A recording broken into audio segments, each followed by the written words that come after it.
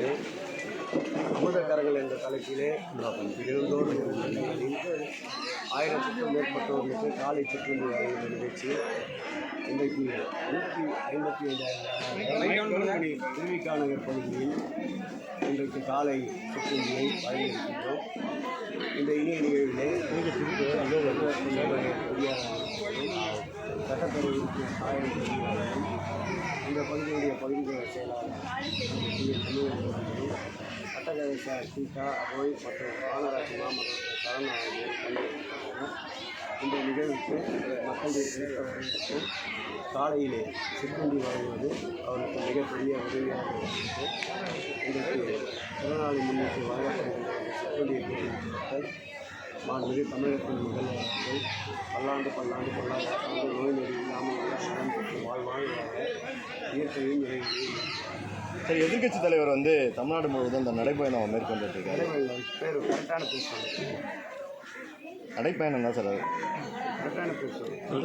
சுற்றுப்பயணம் பண்ணிட்டு இருக்காரு. இல்லை, கரெக்டான பேசுவாங்க சார். மக்களை காப்பும் தமிழகத்தை மீட்போன்ற தலைப்பு தான் அவர் நடைப்பயணம் மேற்கொண்டாரு. தோல்விக்கான பயணம் கேட்குறோம். நீங்கள் தான் சார் அதில் என்ன சொல்கிறாருன்னா, யார் தான் சொல்கிறீங்கன்னு பார்க்கலாம். பொழுது வேறு சுப்ரா டிராவல்ஸ் அந்த வீணா பண்ண உதயகுமார் சொன்னார்.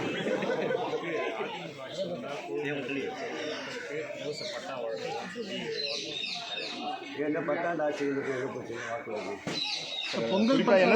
குறிப்பா என்ன சொல்றாருன்னா, திமுக கடுமையாக விமர்சனம் பண்றாரு, அடிமை கட்சின்னு சொல்றாரு. அதே போல முதல்வரை குறிப்பிடும் போது உரிமையில குறிப்பிடுறாரு. அதை எப்படி பாக்குறீங்க? அது அவருடைய தரத்தை காட்டுகிறது. மக்கள் செல்வாக்கை இழந்ததால் தான் அந்த மக்களுடன் ஸ்டாலின் அவருடைய தரத்தை காட்டுகிறது.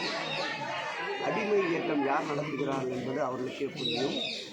தினந்தோறும் ஒவ்வொரு நாளும் பிரச்சார பயணத்திலே ஒவ்வொரு விதமான கருத்துக்கள். தனித்தே நின்று ஆட்சியை பிடிப்போம் என்பது ஒரு நாள் கருத்து. அடுத்த நாள் கருத்து, நான் யாரும் இல்லாமல் தனித்து நின்று ஆட்சியை பிடிப்பேன் என்று அந்த அர்த்தத்தில் சொல்லவில்லை என்பது அடுத்த நாள் கருத்து. பாரதிய ஜனதாவிலே